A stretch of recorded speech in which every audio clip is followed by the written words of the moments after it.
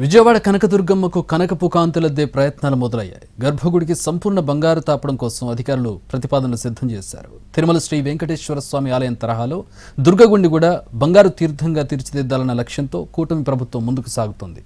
గర్భగుడి మాత్రమే కాకుండా ఆలయ పరిసరాల్లో మౌలిక సదుపాయాల అభివృద్ధికి ఇప్పటికే పనులు వేగంగా సాగుతున్నాయి. ఇంద్రకీలాద్రిపై కొలువైన శ్రీ కనకదుర్గమ్మ ఆలయం బంగారు దగదగలతో మెరిసిపోనుంది. గోపురానికి మాత్రమే ఉన్న స్వర్ణ తాపడాన్ని ఆలయం మొత్తం విస్తరించాలని నిర్ణయం తీసుకున్నారు. పూర్తి స్థాయిలో గర్భగుడి నుంచి గోడల వరకు బంగారు తాపడం చేయాలని దేవస్థానం అధికారులు ప్రతిపాదించారు. ఈ ప్రతిపాదనను దేవాదాయ శాఖ మంత్రి ఆనం రామనారాయణ రెడ్డి దృష్టికి కూడా తీసుకువెళ్లారు. గతంలో తిరుమల తిరుపతి దేవస్థానం సహకారంతో గోపురానికి బంగారు తాపడం పూర్తయింది. ఇప్పుడు మిగిలిన భాగాలకు కూడా టీటీడీ మళ్లీ సహకారం అందించనుంది. బంగారు తాపడం చాలా ఖరీదైన వ్యవహారం.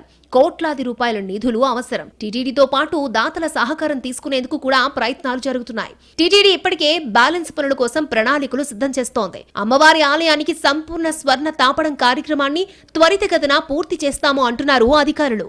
మాస్టర్ ప్లాన్ ఏదైతే ఉందో మనకు రాబో 50 సంవత్సరాల నుంచి 100 సంవత్సరాల వరకు కూడా భవిష్యత్తును దృష్టిలో పెట్టుకుని గౌరవ ముఖ్యమంత్రి గారు ఈ యొక్క ప్రణాళికను రూపొందించడం కోసం కొంతమంది ప్రజాప్రతినిధులు అధికారులను ఏర్పాటు చేయడం జరిగింది. అందులో భాగంగానే రేపు 28వ తారీఖు ఈ మాస్టర్ ప్లాన్ మీద ఒక డెసిషన్ తీసుకుంటాం.